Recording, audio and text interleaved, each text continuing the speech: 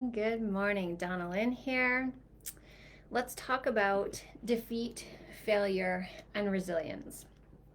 I shared a post over the weekend and it asked some questions in it um, about defeat, failure, and resilience, and how just prompting questions for you to reflect on and share if you so choose. So, some of the questions were along the lines of, when feelings of failure or defeat wash over you, do you push them away or do you let them come in the waves? Do you fight off the fears? Do you fight off the tears and put on a brave face and pretend like you're not feeling really low and really down? Or do you let those emotions again wash over you and rinse away that fog of feeling defeat and that sense of perceived failure? Some people will shut down and close off. I actually have a tendency to do this. I withdraw when I'm feeling defeat or failure. I recoil.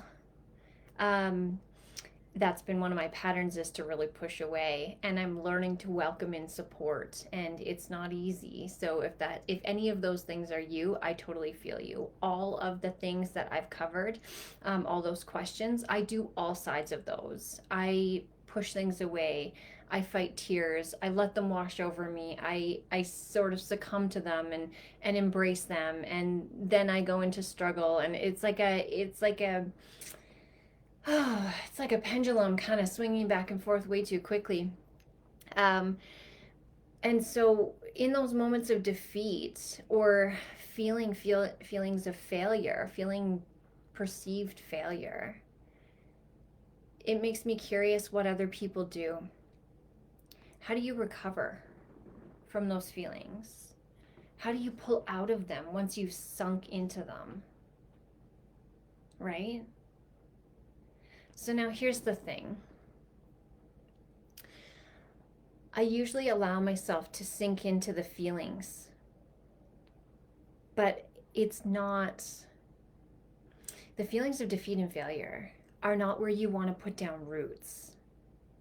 And it's hard not to sometimes, because we feel like, well, that's it. This is just who I am, and this is where I'm stuck, and I can't get past this, and there's no way for me to be better than I am right now. Or, I've maxed out. This is the most I have to offer or give. And so it's easy to sink down into those sort of lower vibrational feelings and stay in that low state. But if you're feeling these feelings or you're struggling to come out of them, I want to share with you a reminder. Defeat is temporary. It's a growing pain. Feelings of failure are temporary. They're transitional feelings. Yeah, they're real and they're potent. In no way am I saying that if you feel like you have felt like a failure, or you feel like a failure, or you're feeling defeated, if you're feeling beat down, that's not real. Those feelings are real. But it doesn't have to be permanent. You don't have to stay there. Anger and frustration and feelings of not good enoughness are really potent game changers. So if you allow those feelings to wash over you and embrace them and hold space for them, but don't allow them to set up shop within you, you can actually use the momentum of that potent, powerful energy as like a jumping off point. Maybe it's a pivot point. Maybe it's a foundation for shifting something or growing something new. But it's definitely not a place to sort of sink in and settle there. So, what does it take? How do you use those feelings of defeat, perceived failure, to actually use it as a foundation or a pivot point or a jumping off point? How do you do that? That's the question, right? Because it's easy to sit there in those feelings. It's easy to go down the shame cycle or the pity party. Those are easy actions. But what does it take to overcome that and get to the other side where the goodness lies? Because I heard there's little like song lyrics I heard the other day, and I was like, oh, this is so golden. Without the salty, you don't appreciate the sweet, something along those lines. Without the darkness, you can't see the light, that type of thing. So, it's a tool. It's a powerful, powerful tool. But what does it take? You know what? It takes grit, digging in, getting gritty, committing to yourself to create a shift and to utilize that energy in a new way, and then focus your time, energy, effort, whatever it might be, whatever it takes for you in that moment to get out of or past or over or through, however you want to look at it, that phase and those feelings. So I wanted to share that chat with you because it's real. Feelings of defeat or failure or that shame cycle and that pity party, it's all real and it's all valid, and everybody actually is entitled to feel any of those feelings as they come up. So I wanted to share with you, if you're having any of those feelings or you have experienced them and you're struggling with them, you're not alone. You're not alone, and it's okay. There's something I need to remind you of that I've had to remind myself of recently too, is that you can't actually fail. And you can't actually be defeated. Not really. You'll never be defeated and you're never going to fail if you take the licks that come and you learn from them, you utilize the lessons, and you take the potency of that energy and you redirect it, because you're the driver. You're the master of your thoughts. You are the curator of your life. The only way that defeat or failure becomes real and tangible is if you quit, if you give up, if you hand defeat your power and say, you've won, I'm done, you've beat me. That's the only time defeat or failure will actually be real. Now, I appreciate how challenging moments can be and how much you want to hand that power over at times, but it will never be worth what the effort is worth to hold your power and keep going.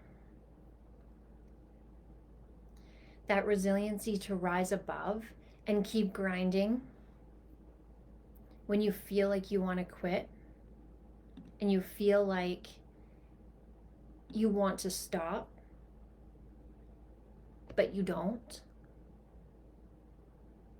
There is such a huge sense of pride in knowing that you kept going when you wanted to throw in the towel.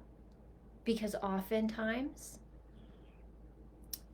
when you're ready to throw in the towel, success is right around the corner, the next corner. Maybe it's 2 corners down the road, but it's not far. And so when you want to throw in the towel, I can almost assure you it's not time. It's not time to throw in the towel. It might be time to pivot. It might be time to shift. It might be time to take a new perspective or hold a new view. But if your heart is there and you're passionate and you're pursuing something that means something to you, it is never time to quit. And that's the only time you will feel like a failure, is if you give up.